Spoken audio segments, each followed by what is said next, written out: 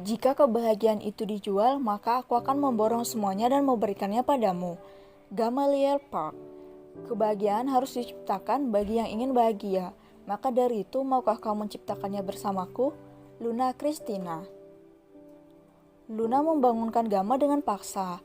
Ia sangat menyesal telah membiarkan pria itu tertidur di lantai yang dingin hingga kembali demam. Gamaliel Park, bangunlah, pinta Luna dengan raut wajah khawatir. Ia menggoyangkan tubuh pria itu. Gama bangun dari tidurnya, kepalanya kembali terasa berat. Tubuhnya menggigil dan tenggorokannya terasa kering. Saat ia membuka mata, ia melihat wajah Luna di hadapannya. Tanpa basa-basi lagi, Gama menggunakan kesempatan ini untuk meminta maaf pada gadis itu. Biarlah dia mengorbankan harga dirinya demi menerima maaf dari gadis yang kini sah menjadi istrinya. Gama membuka matanya, ia dibantu duduk oleh Luna. Gama langsung menarik Luna ke dalam pelukannya. Grab, Luna terkejut ketika Gama memeluknya dengan erat. Terasa hawa panas dari tubuh pria itu karena demamnya yang tinggi dan nafasnya yang tidak beraturan menandakan tubuhnya sedang lemah. Maafkan aku atas sikap dinginku padamu. Maaf, membuatmu terluka Luna.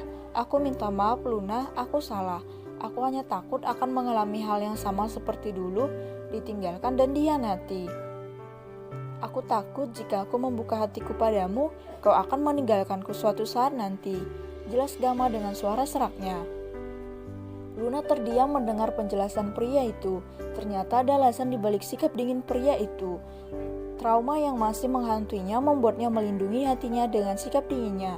Rasa sakit karena dihianati orang yang dicintai dan sangat dipercayainya membuatnya menutup hatinya dan bersikap dingin pada semua orang yang malah menyebabkan luka pada orang yang tidak bersalah. Gama melepaskan pelukannya, tampak penyesalan dan kesedihan pada raut wajah pria itu. Maaf, mungkin aku tak punya kesempatan lagi. Jika kau meminta berpisah, maka aku akan menurut. Kau berhak bahagia, Luna. Kuharap kau tidak bertemu dengan bajikan seperti diriku. Lirih Gama. Kini pria lusuh itu tampak pasrah dengan keputusan apapun yang akan diambil oleh Luna. Dek, Luna terpaku mendengar ucapan Gama. Berpisah, bahkan pernikahan ini baru semalam dan Luna tidak ingin ada perceraian dalam hidupnya. Sebab pernikahan baginya hanya sekali untuk selamanya. Luna menatap pria itu dengan tatapan sendu. Ia juga merasa bersalah. Seharusnya ia mendengar alasan suaminya semalam. Luna memberanikan diri menggenggam tangan pria itu. Kau masih punya kesempatan jika kau mau memang ingin berubah, ucap Luna menggenggam tangan Gama sambil menatap pria itu. Gama terkejut sekaligus bahagia mendengar ucapan Luna. Benarkah aku masih punya kesempatan? Tanya Gama dengan wajah lebih ceria dari sebelumnya. Luna mengangguk sambil tersenyum lembut. Gama spontan menarik Luna ke dalam pelukannya. Luna terkesiap, namun ia tak menolak pelukan pria itu. Terima kasih. Aku janji akan berubah, maka bantu aku untuk berubah, ujar Gama. Luna membalas pelukan Gama. Ia mencoba menghilangkan rasa gugupnya kala tubuhnya bersentuhan dengan tubuh suaminya.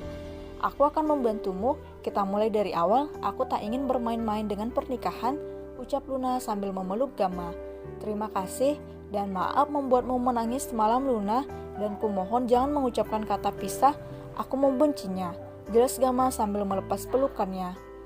Baiklah, kuharap kau juga sama, balas Luna sambil tersenyum. Seketika wajahnya kembali khawatir kala melihat wajah pucat Gama serta bintik-bintik merah di wajah pria itu. Luna memegang kening Gama sekali lagi untuk mengecek suhu tubuh pria itu. Wajahnya semakin panik kala melihat Gama semakin melemah. Astaga, kau semakin lemah, ayo kita ke rumah sakit, kau harus dirawat, ujar Luna panik. Jangan rumah sakit, kumohon, aku takut ke sana. Lirih Gama dengan suara parau dan lemas. Tidak, kita harus ke rumah sakit. Kesehatanmu semakin menurun. Aku khawatir padamu. Jangan takut, ada aku di sisimu.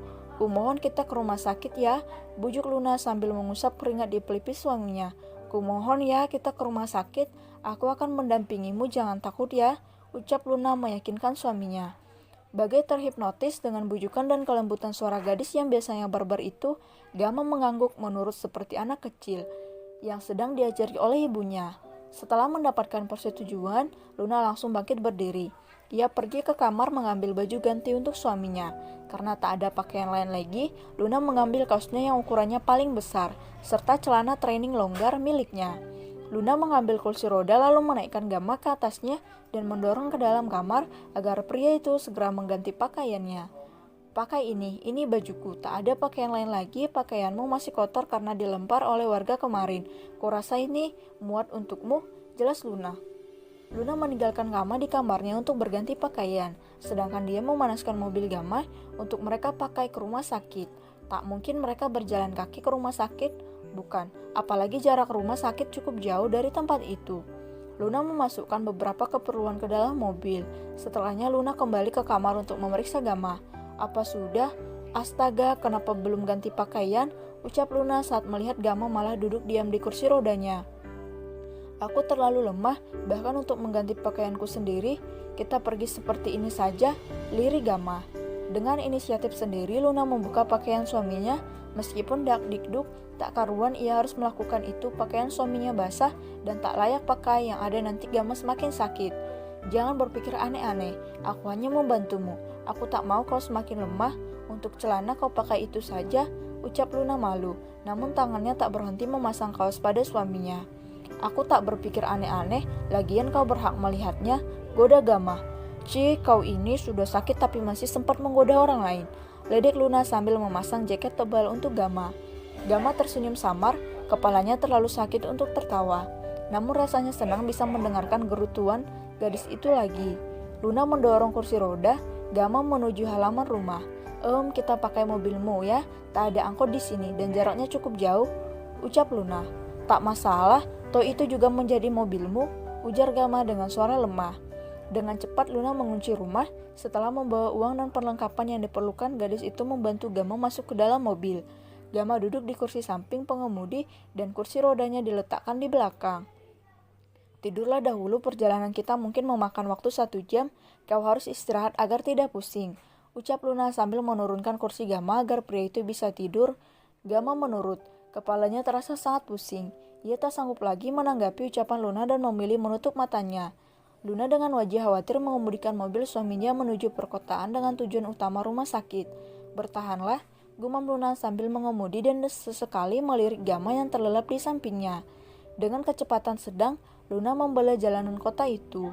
Beberapa warga yang melihat mobil putih yang terkesan mewah dan mahal itu terkejut, pasalnya mobil itu keluar dari jembatan yang menghubungkan rumah Luna dengan kampung itu.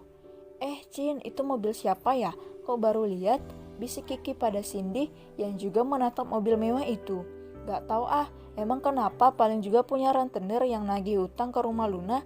Sini Cindy, penasaran tahu Sin, ucap Kiki. Aduh, udah deh Ki, lagian kan kamu juga udah lihat mobil mewah begitu setiap hari. Andre juga punya loh, ntar kita dibawa jalan-jalan pakai mobilnya kalau kami udah nikah, ucap Cindy. Berangan-angan, kapan Sin? Kapan? Jangan kebanyakan mimpi deh, ini masih pagi kok malah mimpi yang enggak-enggak, ledek Perdi yang lewat dan mendengar percakapan mereka. Apa kau gendut? Gak usah ikut campur deh, mending dia sana biar kak gendut kayak Kebo, hina Cindy, yang membuat Perdi menatap kesal dan meninggalkan mereka.